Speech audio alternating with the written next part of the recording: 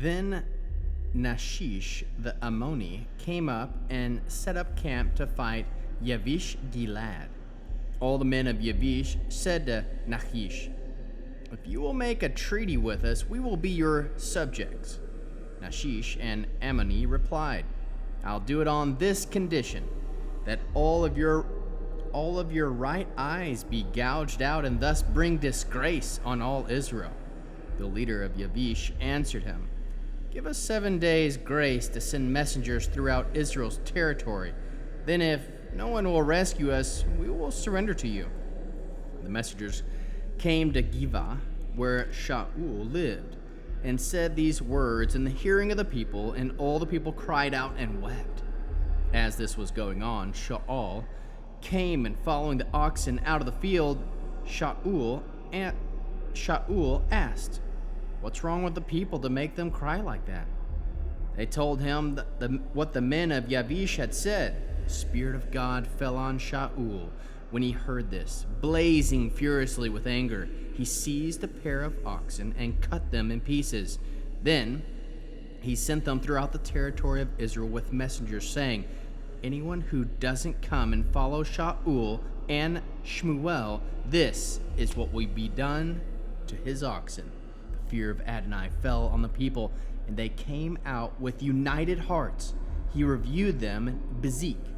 There were 300,000 from people of Israel. The men of Yehuda numbered 30,000. To the messengers that had come, they said, "Tell the men of Yavish Gilad, tomorrow by the time the sun is hot, you will have been rescued." The messengers returned and told the men of Yavish. They were overjoyed. Then the men of Yavish said to Nachish, "Tomorrow we will surrender to you, and you can do with us whatever you like." The next day, Shaul divided the people into 3 companies. Then they entered the camp of the Ammoni during the morning watch and kept attacking until the heat of the day, until those who remained were scattered and no 2 men of them left together. The people of Shmuel, who are the men who said, "Is Shaul to rule over us? Hand them over to us, so we can put them to death." But Shaul said, "No one will be put to death today, because today Adonai has rescued Israel." Then Shmuel said to the people, "Come, let's go to Gilgal and inaugurate the kingship there." So all the people went to Gilgal, and there in Gilgal, before Adonai, they made Shaul king. They presented sacrifices as peace offerings before Adonai there, and there Shaul and all the people of Israel celebrated with great joy. Shmuel said to all Israel, "Here, I have done everything you have asked me to do. I have made a king over you. There is the king walking ahead of you, but I am old and gray-headed. There are my sons with you, and I have walked at your head from when I was a boy until today. So here I am. Now is the time to witness against me before Adonai and before his anointed king. Does any of you think I have taken your ox or donkey, defrauded or oppressed you, or accepted a bribe to deprive you of justice? Tell me, and I will restore it to you." They answered, "You haven't defrauded or oppressed us, and you have accepted nothing from anyone." He said, "Adonai is a witness against you, and his anointed king is a witness against you today, that you have found nothing in my hands." They replied, "He is a witness."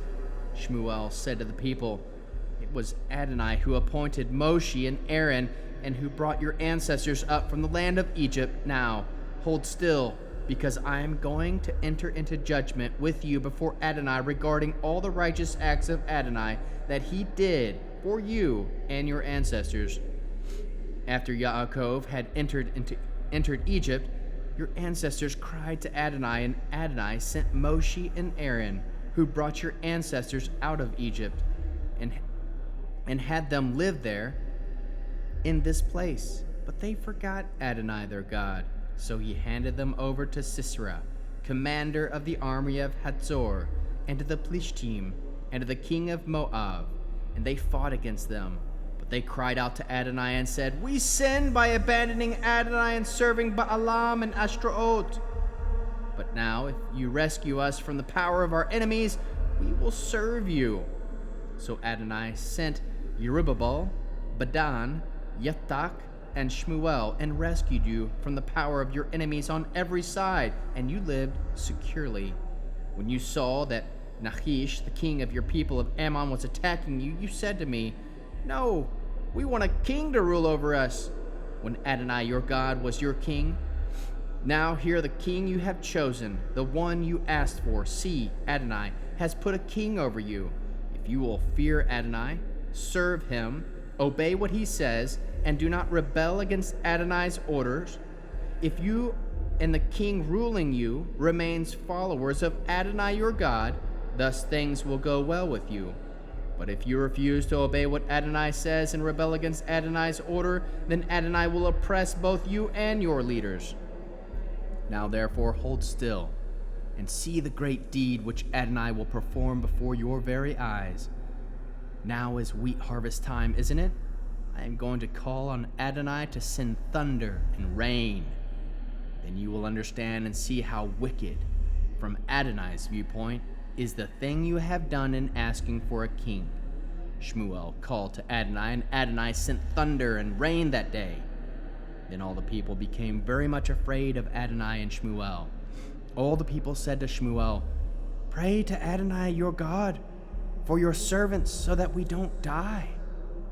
Because to all our other sins now we have added this evil as well, asking for a king over us." Shmuel answered the people, "Don't be afraid.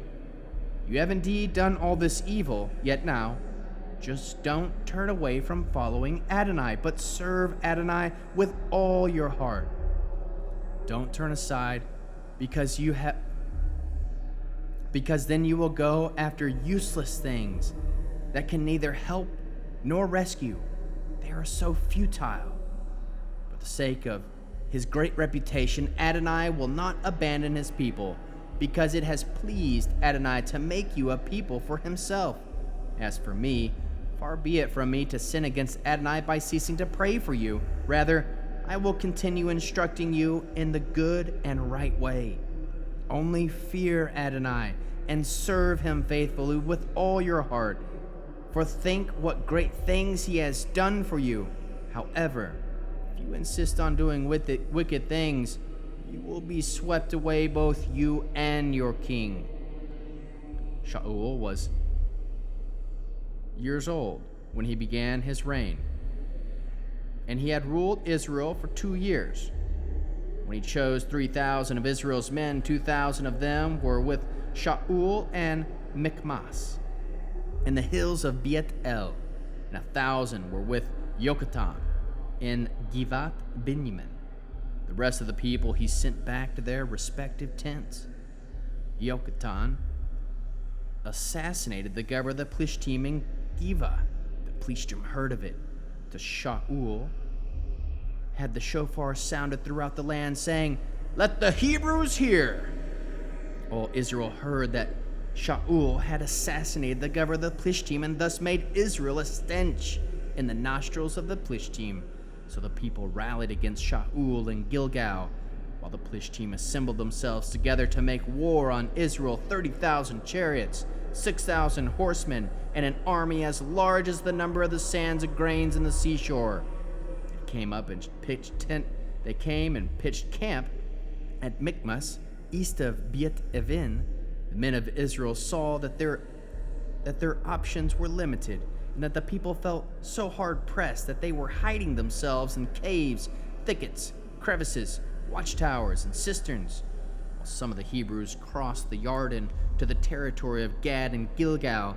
But Shaul was still in Gilgal, where all the people were eager to follow him. He waited 7 days as Shmuel had instructed, but Shmuel didn't come to Gilgal, so the army began to drift away from him. Shaul said, "Bring the burnt offerings and the peace offerings," and he offered the burnt offerings. As soon as he had finished sacrificing the burnt offerings, there was Shmuel. He had come, and Shaul went out to meet and greet him. Shmuel said, "What have you done?" Shaul answered, "I saw that the army was drifting away from me. You hadn't come near during the time appointed, and that the Plishtim had assembled at Milkmas. I said, now the Plishtim will fall on me at Gilgal. And I haven't asked a favor of Adonai, so I forced myself and offered the burnt offering." Shmuel said to Shaul, "You did a foolish thing. You didn't observe the mitzvah of Adonai, which he gave you. If you had, Adonai would have set up your kingship over Israel forever. But as it is, your kingship will not be established. Adonai has sought for himself a man after his own heart, and Adonai has appointed him to be prince over his people, because you did not observe what Adonai ordered you to do." Then Shmuel left Gilgal and went up to Givat Binyamin. Shaul counted how many were still there with him, about 600 men. Shaul, Yokatan, his men, and the men with them took up quarters at Givat Binyamin, while the Plishtim remained in camp at Michmas. Then raiding parties began coming out from the camp of the Plishtim, 3 of them. One group turned toward the road leading to Ophrah in the territory of Shual, another group toward the road of Beit Horon, and another company took the road toward the desert through the territory overlooking Vidi Zvoim. Now there were no metalsmith to be found anywhere in all the land of Israel, because the Plishtim had said, "We don't want the Hebrews making themselves swords or spears." So whenever any of the people of Israel wanted to sharpen his hoe, plowshare, axe, pick, he had to go to the Plishtim, where the exorbitant prices were 2/3 of a shekel for filing a pick or plowshare, and 1/3 of shekel for filing an axe or setting an ox goad in its handle. Thus, when the time came to fight, no one in the army of Shual and Yokatan was equipped either with sword or spear, although Shaul, and Yokatan, his son, did have them. The garrison of the Plishtim had gone out to the pass of Michmas.